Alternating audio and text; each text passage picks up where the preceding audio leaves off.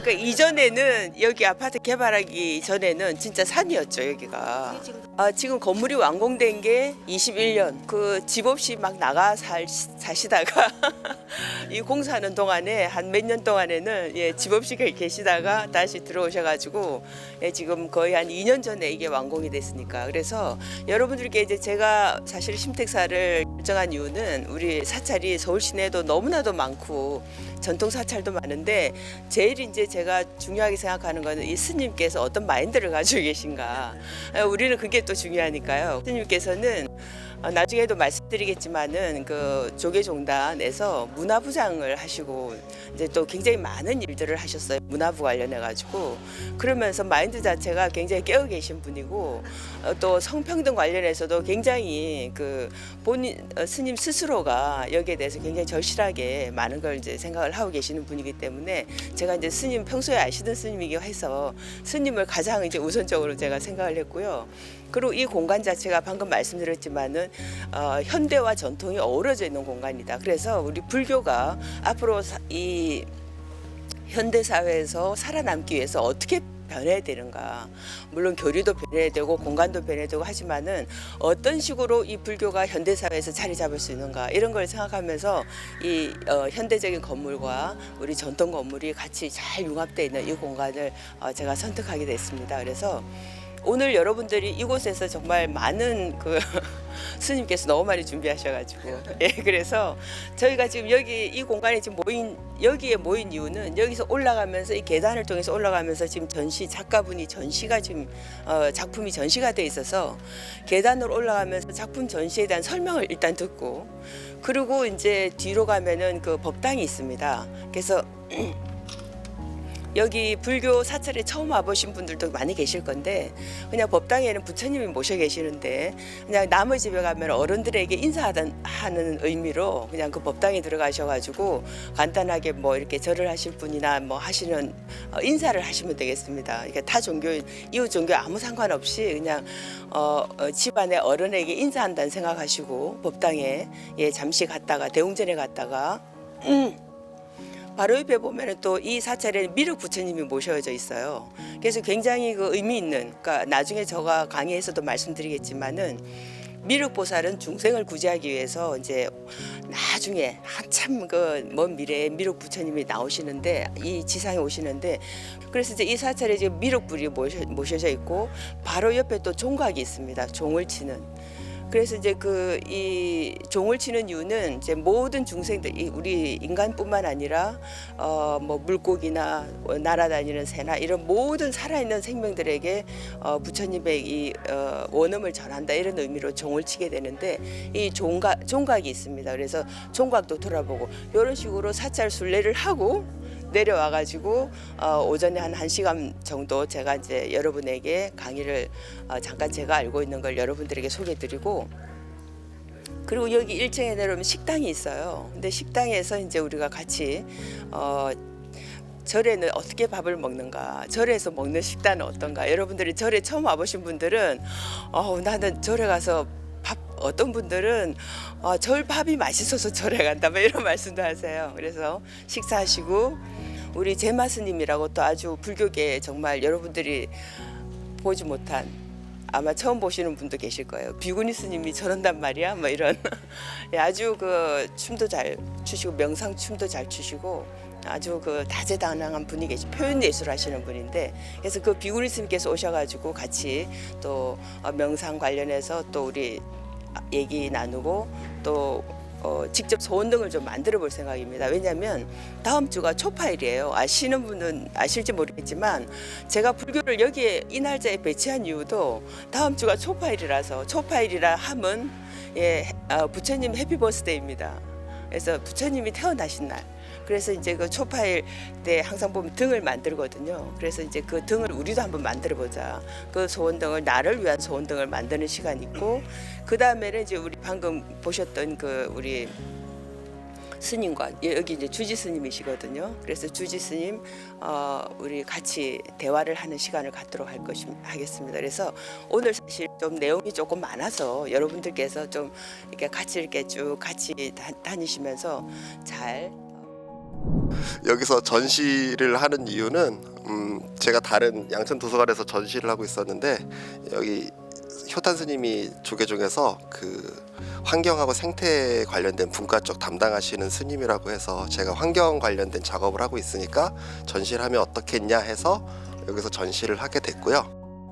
저는 한 7, 8년 전만 해도 환경에 그리 관심이 있지는 않았었어요. 어느 날 갑자기 제가 후각을 잃게 되고 그리고 무릎의 연골이 깨지고 이런 일이 있었는데 그런 것들이 특별한 이유 없이 진행이 돼서 고쳐보려고 이렇게 부단하게 애를 썼는데 해결이 안 되더라고요. 무슨 뭔가 좀 환경을 위해서 우리를 위해서 환경을 좀 지키자라는 얘기를 외쳤을 때 과연 전 지구는 그 방향으로 가고 있는가라고 생각해 보면 그렇지는 않거든요. 저희 아이들이 저한테 힌트를 주었었는데요. 모두를 사랑하고 있는 거죠. 그래서 나도 너무 내가 좋은 거, 선, 악 이런 것들을 가리고 있었던 것은 아닌가.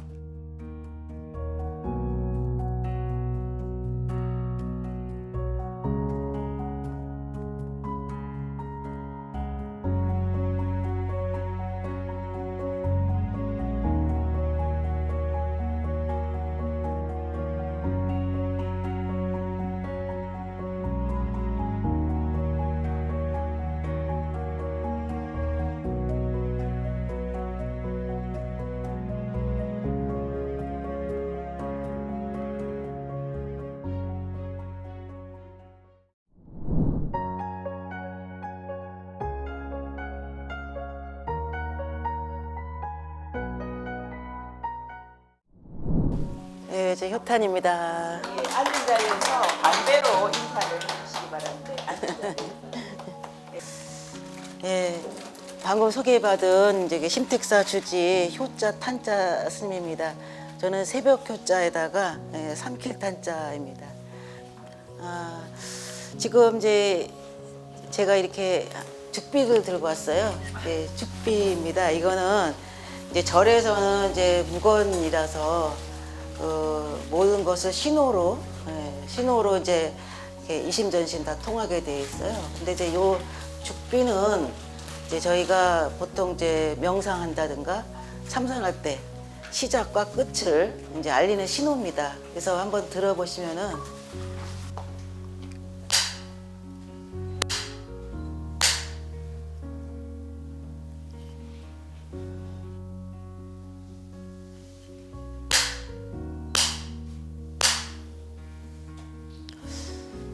자, 우선 제일 첫 번째 질문을 이제 지금 영단 쪽에 걸어놓은 금전, 은전, 다란이라 그래요. 금 색깔, 은 색깔 그렇죠? 예. 보통 이제 절에서는 이제 이 법당에도 질서가 있어요. 그래서 상중하, 상단, 중단, 하단 이렇게 아주 위계가 분명하게 있습니다. 그래서 제일 중앙에 높으신 데는 이제 부처님이 앉아 계시고, 그다음에 이제 여기는 신중단이라고 해서 많은 신을 모신 무리중자입니다. 신령스러운 무리란 뜻이고, 불교에서 호법신이라고 해서 신중단이라고 해서 중단이라고 합니다. 가운데 중자. 상중하. 하단에는 이제 영가를 모신, 우리가 보통 이제 제사를 모시고 사식구제를 진다든지 이런 의식을 하는 곳이 이제 하단이라고 그래요. 그래서 이렇게 상중하 위계가 있고요. 지금 여기 여러분이 보시면 영단에는 그 중앙에 저기 탱화가 있죠. 이 탱화를 걸탱자에다 그림 화자입니다. 그래서 이 탱화를 그려서 거는 거는 우리나라만은 좀 독특한 것 같아요. 제가 일본이나 중국 이런 데 가봐도 우리나라 사람들이 굉장히 예술적으로 섬세하고 미적인 감각이 굉장히 뛰어난 것 같아요. 어디를 가봐도 이런 게 없습니다. 근데 이제 이 영단에는 이제 모신 탱화를 특히 이름을 감노탱화라 그래요. 뭐라고요? 네, 감노. 그러니까는 우리가 그냥 청정수를 이렇게 올리더라도 그 청정수가 감노다로 변한다는 뜻이거든요. 그래서 이제 그 영단에는 자세히 보시면은 여기도 위계가 또 있어가지고 하단, 중단, 상단 이렇게 돼 있어요. 그래서 맨 밑에는 이 감로탱화 구조가 맨 밑에 보시면은 지옥 중생, 우리 그 사바세계에 사는 우리 중생들이 사는 모습들. 그래서 이렇게 자세히 보면은 이게 최근에 그린 그림이라서 코로나 사태로 이렇게 방독면 쓰고 방역하는 거, 그렇죠? 그리고 예, 여기 보이죠? 그리고 뭐 핸드폰 들고 있는 그런 모습도 있고. 그래서 이 감로탱화는 좀 더 자유롭게 지금 그 생활 이런 것들을 볼 수 있는 그런 모습이 있어요. 그다음에 중단에는 보시면은 저렇게 제사상을 영가를 위해서 상을 차려놓고 양쪽에 스님들이 경전을 읽고 그다음에 이제 바라 나비춤 이런 것을 이제 하시면서 의식을 하고 계시죠. 그다음에 이제 위에는 칠열애라고 중앙에 7불의 부처님을 이제 모신 겁니다. 그리고 이제 중앙에 계시는 분은 이제 아미타 부처님이시겠죠.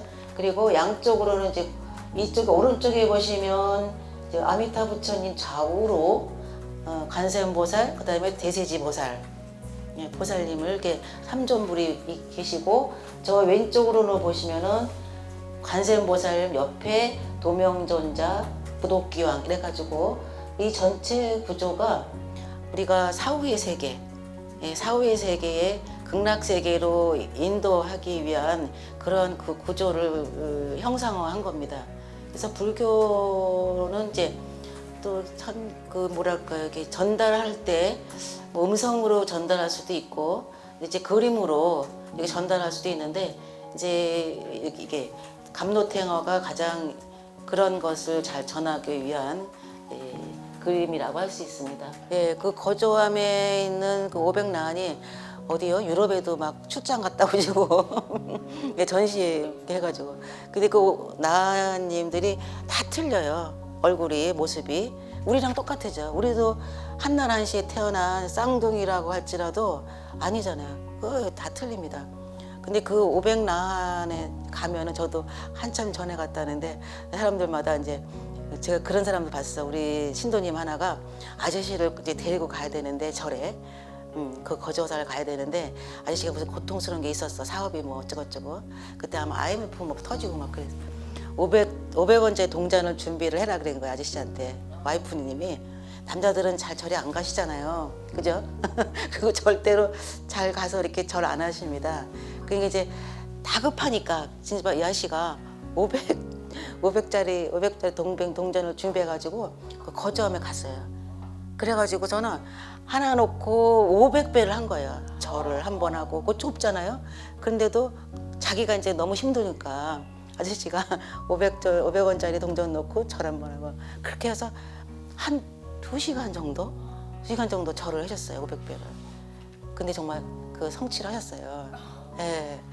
근데 이제 그 아라한이라고 우리가 보통 얘기를 하는데 그 아라한은 어디서 이제 출발을 했냐면 원래 부처님이 그 성도하시기 전에 그 제일 먼저 수행을 했을 때 같이 따라서 같이 수행하던 사람이 있었어요. 근데 이제 교진녀 뭐 그 사람이 대표적인 사람인데 그 되게 6비구인가요? 5비구예요. 5명의 비구. 부처님하고 6명이 이제 같이 수행을 했거든요. 근데 부처님이 이제 그 사람들이 수행을 하다가 부처님이 고행을 버리시고, 예, 그 수사타가 바치는 우유죽을 잡숫고 니란자 강에 가서 목욕을 하시고, 그리고서는 다시 이제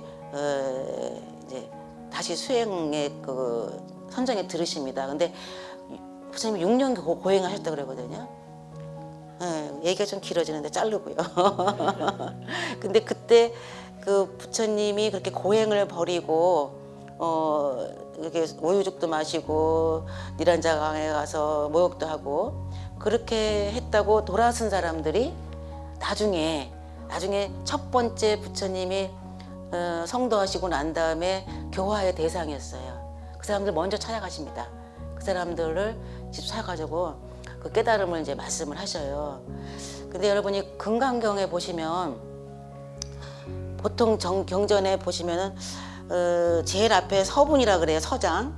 예, 서장이라는데 거기 가시면은 쭉 나오시는데 거기에 이제 육성치가 나와요. 언제 어디서 무엇을 어떻게 왜 그 부처님께서 말하신 그 첫 번에 그 서장이 나오는데 거기에 누구랑 같이 계셨다는 얘기가 나오냐면 1250명 비구와 같이 있었다 뭐 이런 얘기가 나오거든요.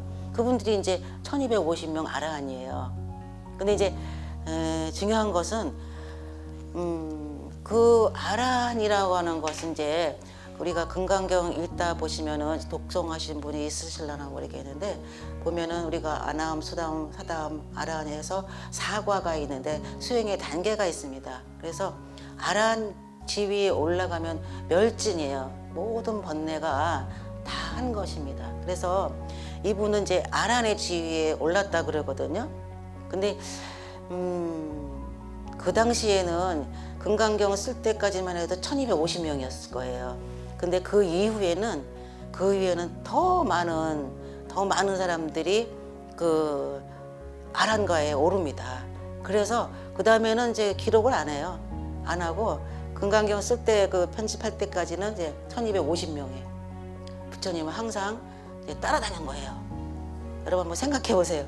10명만 따라다녀도 이제 가오가 쓸 텐데 그렇지 않습니까?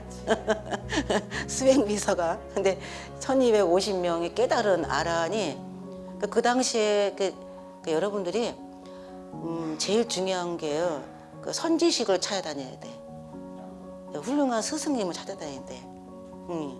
그래서 그 부처님을 만나 뵙고 그 자리에서 깨달은 사람들이 많은 거예요. 저도 그런 생각을 많이 해요. 내가 부처님 당시에 태어났으면은 지금까지 이렇게 윤회를 거듭해서 고생하지 않았을 텐데 이런 생각하거든요. 그래서 그 당시에 그 훌륭한 스승이 있었기 때문에 바로 지적을 해주시고 바로 지도를 해줬기 때문에 거기서 바로 아란가에 올랐던 거예요. 예, 그래서 그 대표적인 그 아라한의 숫자를 우리가 500나한전, 뭐 16나한전, 그 아라한이란 뜻이에요. 그래서 그 분들이 깨달음을 금방 얻으셔가지고 신통이 또 대단하셔. 신통력이 있으셔요. 그래가지고 그 우리가 이제 500전, 500나한전, 운문사에 가면은 500전이 있어요. 그래서 500 아라한을 모신 곳이에요. 이제 거조사 같은 경우는 왜 유명하냐면 운문사 500전은 평면으로 이렇게 배치를 해놨어. 그리고 좁아 공간이. 근데 그 거조함에 있는 그 아라한 부처님, 아라한은 아주 그 독특하죠. 진짜 유니크합니다. 예, 그렇게 해서 정말 전 세계적으로 그렇게 유명했던 것 같아요. 그런데 그런 아라한은 이제 그런 부처님 당시에 깨달음을 얻어가지고 아라한 지위에 오른 사람이고 지금도 우리가 눈에 안 보여서 그렇지 아란과에 오른 사람들이 꽤 있을 거라고 봐요. 그리고 지금 저는 이제 유튜브 시대잖아요. 그러다 보니까 글쎄요, 더 과거보다는 많은 사람들이 그 스승을 멀리 찾아갈 수는 없잖아요. 요새 같은 때는. 그러면은 가깝게 이제 우리가 그 이제 깨우침이나 가르침을 얻을 수 있는 그런 그 유튜버들이 간혹 있습니다. 간혹 있어요. 그래서 여러분들이 제일 중요한 거는 내가 그러한 그 가르침에 내가 한번 좀 도전해보고 한번 깨우침을 좀 얻겠다. 그런 생각을 가지시면은 꾸준하게 이렇게 차곡차곡 또 단박에 깨친 사람도 있어요. 그래서 성철스님 같은 경우도 도노돈수, 그죠? 도노돈수 얘기하시고, 예, 그러셨거든요. 그래서 그런 그 아라한은 멸진정, 이게 멸진 모든 번뇌를 멸한 선정에 드신 분 이런 뜻이에요. 그래서 500나한, 뭐 16아라한, 그 광화보문사에는 16아라한이 모셔져 있죠. 예, 그래서 그 다 이름이 이렇게 명호가 있습니다. 또 다른 질문 있으세요? 예. 뭐 수행자가 되는 길이 쉽지 않잖아요. 예. 특히 한국에서 여성 수행자가 된다는 게 쉽지 않았을 것 같은데 예, 스님께서는 예, 여성으로서 수행자의 삶을 살아서 예. 가장 이익 본 거는 무엇이며 그리고 가장 힘들었던 건 무엇인지 알고 싶습니다. 네. 저는 사실 우리 이제 여기가 성평등 이게 워크숍이잖아요. 네. 그래서 우리 옥 사장님한테 제가 좀 공부를 좀 할 테니까 성평등 질문 나오면은 조금 어려울 것 같아서 이제 그런 질문을 좀 공부를 좀 해야겠다고 이제 책도 좀 소개해달라고 그랬었는데 지금 거기 유사한 그런 질문이실 것 같아요. 제가 출가할 때는 제가 고등학교 2학년에서 3학년 올라갈 때 크게 많이 아팠어요. 그래서 그 당시에는 이제 디스크란 게 별로 없었어요. 처음 그런 말이 나올 때여서 70년대 후반이었으니까 중반이었나 보다. 그런데 모든 것은 그런 것 같아요. 이렇게 큰 고비를 한번 넘겨야만이 이게 우리가 매미가 허물 벗듯이 그런 과정이 있어야 이게 한 단계 업그레이드라든가 뭐 이렇게 벗어나는 것 같아요. 그래서 제가 고2에서 고3 올라갈 때 엄청 아파가지고 의사가 우리 어머님한테 이제 엄포를 놓은 거예요. 이제 수술 안 하면 딸이 안진뱅이가 된다. 뭐 이랬는 것 같아. 그래서 그 말에 이제 우리 모친께서 겁이 덜컥 나셔갖고 이제 수술을 한 거예요. 근데 7일 만에 걷게 될 거라고 그랬는데 7일 만이 뭐예요? 그 1년을 내가 휴학을 했어요. 그러면서 제가 사실은 중고등학교까지 미션 스쿨을 다녔어요. 그래서 제가 원래 좀 종교적인 사람인지 성경 시간이 있잖아요. 그죠? 체프 시간도 있고. 제가 항상 100점이었어요. 다른 애들은 다 졸아. 근데 저는 성경 시간에도 우리 목사님이 너무 이뻐하셨어요. 100점, 95점 하더니까. 그랬는데 그때 제가 이렇게 확 바뀌었습니다. 그래서 출가를 이제 하게 됐는데 제가 출가를 할 당시에는 뭐 불교가 전혀 이렇게 마을에 이렇게 보이지 않았었어요. 교회들은 가끔 이제 이렇게 있었는데 절에 이렇게 시내에 뭐 이렇게 제가 이 도시에 살았는데 전혀 이렇게 안 보였을 때였어요. 근데 이제 제가 생각한 게 이건 무슨 역사를 부리신 거다. 부처님이 기독교를 말하면 하나님의 역사를 하신 거다. 그렇지 않고서야 제가 이렇게 큰 과정을 겪고 출가를 했거든요. 근데 제가 출가한 거는요 너무 간단한 거였어요. 그러니까 그 경전에 나오는 구절인데 이것이 있으므로 저것이 있고 저것이 있으므로 저것이 멸함으로 이것이 저 멸한다 하는 이런 구절이 있어요. 너무 간단했어요. 근데 그 구절을 왜 몰랐을까요? 그거 하나도 가슴에 아마 제가 막 번뇌 속에 욕망 속에 있었으면은 그런 게 안 보였을 거예요. 근데 그런 걸 다 내려놓고 보니까 그 구절을 한마디가 제 가슴에 탁 베꼈어요.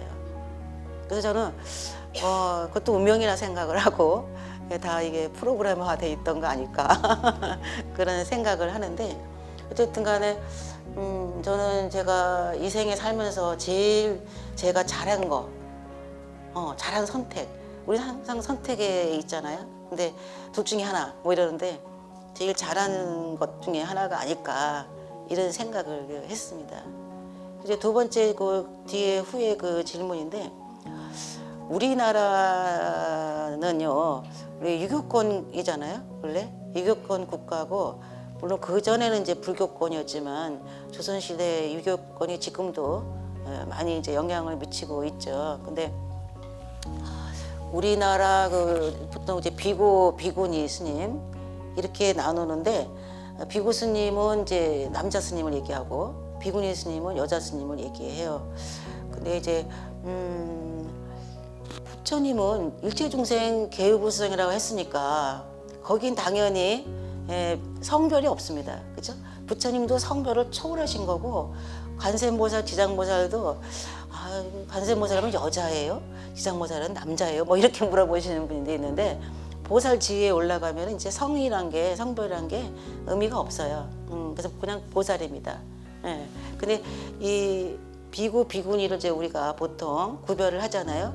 그래서 우리 출가하면은 비구니 스님이나 비구 스님이나 똑같아요. 이 옷 입는 게 똑같아요. 그냥 모습도 똑같습니다. 그리고 옷을 여민다는 걸 그렇죠. 여미는 것도 그렇고 저희는 저기 몽땅 다 남자 옷을 입어요. 예. 편의에 따라서 여성스러운 옷도 입을 수 있겠죠. 편리 때. 그렇지만 하여튼간에 이 겉옷이나든가 가사 이거는 이제 장삼이라고 그러거든요. 전부 다 우리 이제 똑같습니다. 성으로 구별이 없어요. 이게 단지 뭐 보면 알죠. 얼굴 보면. 그렇죠.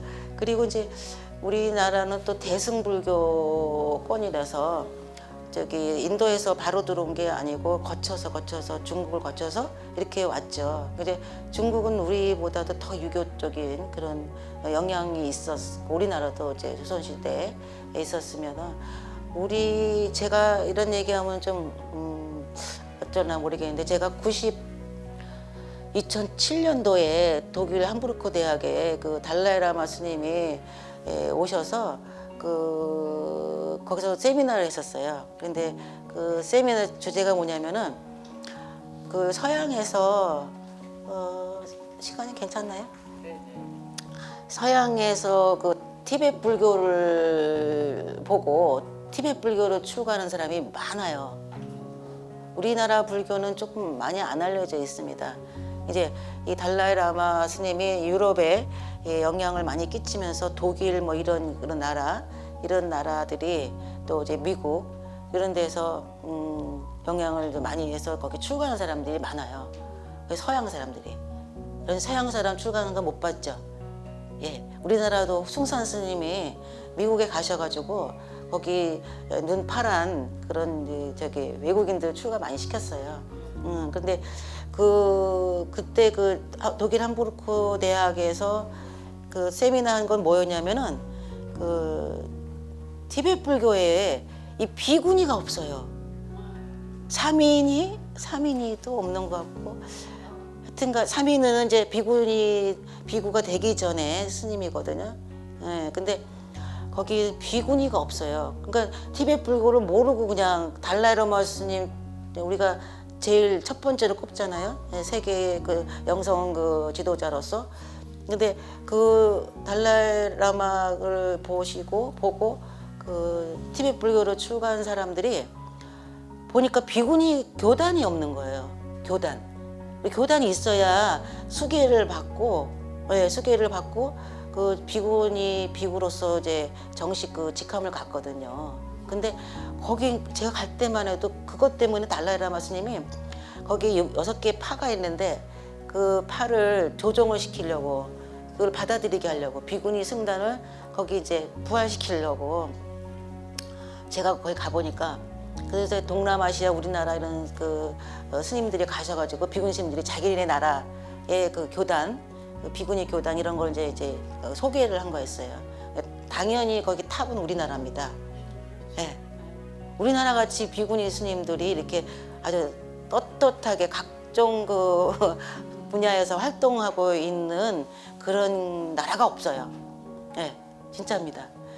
근데 거기서 달라이라마가 이제 달마 스님이 조정을 하고 이제 얘기를 좀 다른 나라 얘기 좀 들어봐라. 그래가지고 이제 그걸 하신 거죠. 근데 막 제가 보니까 그때 그 티베트 불교에 지망하신 그 색깔이 틀려요. 우리하고 조금 가사 색깔이 막 거기서 울고 막 그러더라고요. 예, 속상해서 그게 합의가 안 되니까. 근데 지금은 좀 많이 그 어떤 제가 뭐 완전히 오픈된 그런 건 아니지만 그런 그 비구니 계를 조금씩 이렇게 주고 있다고 그런 얘기를 들었어요. 예. 근데 우리나라 같은 경우는 어떠냐면은 우리나라 같은 경우는 지금도 여성의 힘이 굉장히 강해요. 그렇죠? 우리나라에서 반반이라고 하지만 사실상 여성의 힘이 굉장히 큽니다. 근데 우리 성단에서도 비구니 스님 힘이 굉장히 커요.